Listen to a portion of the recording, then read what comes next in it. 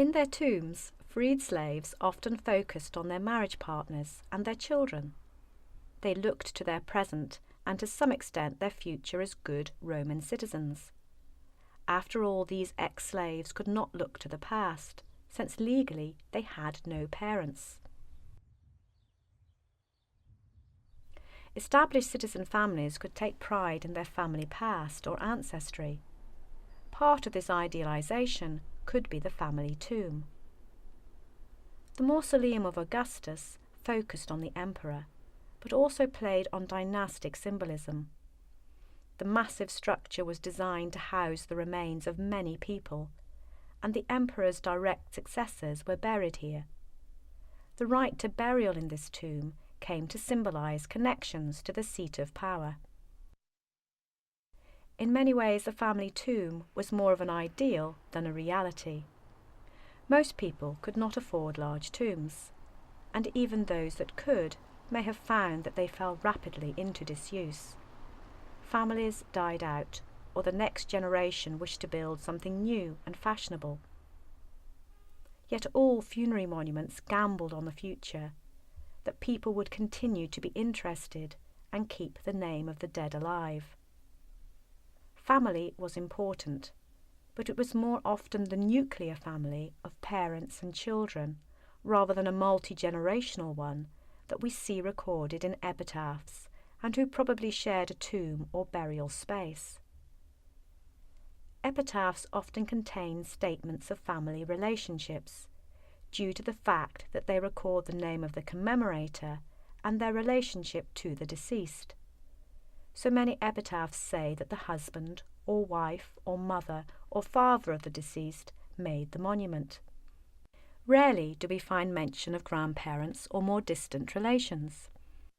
Sometimes separate memorials or inscriptions may have been placed together to create family groupings that could span the generations. However, when we do see tombs in operation, they rarely appear to have been long-lived or to have stayed in use by one family for long. If we look at the titular epitaphs from the Isola Sacra, we can see that very few people are named. For example, tomb 54 names Attia Psyche and Gaius Attius Alexander. Tomb 79, Quintus Appius Saturnus and his wife Annia Donata. The tombs, however, were often intended for the burial of many people. Who were these people? Were the founders looking to the future and creating family tombs? The titular epitaphs do not name all those who are to be buried there, but general provisions and references are made. Children are sometimes allowed for.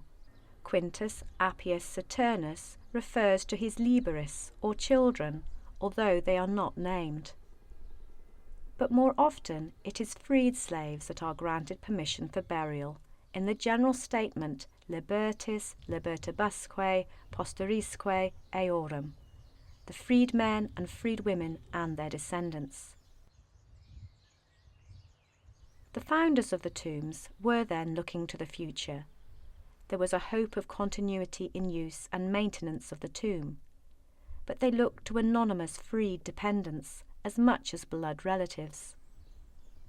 To us this may seem strange, but we need to remember that freed slaves bore the family name, and that in some respects they were regarded as part of the family, or at least the household. The ties of patronage between ex-slave and ex-master could also be strong. A freeborn son might marry and build another tomb, but freed slaves and their descendants might have had a greater need to use the burial space. At the Isola Sacra, there was an ideal that the tombs would continue to be used, and there is evidence that in some tombs this was the case. However, the wishes of the tomb founder may not have been strictly followed. Once they were dead, they had little real control over who would share their final resting place.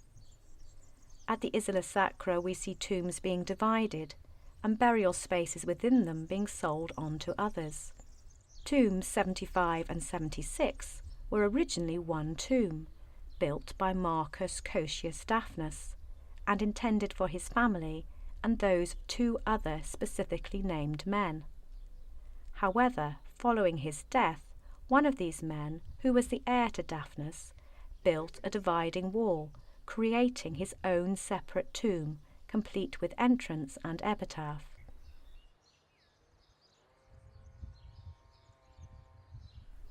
In tomb 94, Valeria Trophimae sold off various parts of the tomb, and then some burial spaces were sold on or given away to a third party. Tomb 89 was built between 2 existing structures, and the epitaph makes clear that the owner, Messier Candida, bought the space from people on either side.